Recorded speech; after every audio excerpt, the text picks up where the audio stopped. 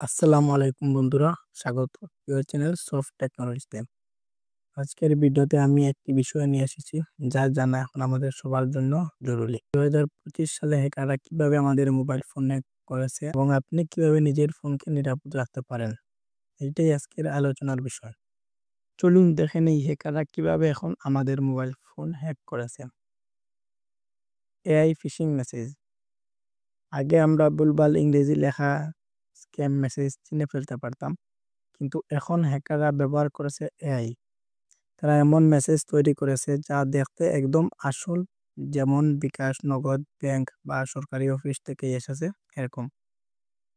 যেমন, আপনার অ্যাকাউন্ট সাময়িকভাবে বন্ধ, এখনই এই লিঙ্কে গিয়ে তথ্য আপলোড করুন। আপনি যদি একটু অসতর্ক হন তাইলে ক্লিক করলেই কাজ শেষ। হ্যাকার আপনার ইনফরমেশন চুরি করে ফেলবে। দ্বিতীয়, স্ক্যাম অ্যাপ। অনেক সময় প্লে স্টোর বা বাইরে থেকে ভিপিএন, ফ্ল্যাশ লাইট বা ব্যাটারি সেভারে অ্যাপ নামিয়ে ফেলে। দেখতে ফ্রিতে সেবা দেয়, কিন্তু ভিতরে তারা আপনার ফোন স্ক্যান করেছে, আপনার কন্টাক্ট, ফাইল, এমনকি ক্যামেরা বা মাইক্রোফোন অ্যাক্সেস নিচ্ছে। এসব অ্যাপে এমন কোড থাকে যা আপনি বুঝতেই পারবেন না। 3 নম্বর, ওয়াইফাই হ্যাকিং। আপনি কি কখনো পাবলিক ওয়াইফাই ব্যবহার করেছেন? Restaurant, bus stand, shopping mall, এসব জায়গায় থাকা ওয়াইফাই হ্যাকারদের জন্য স্বর্গ।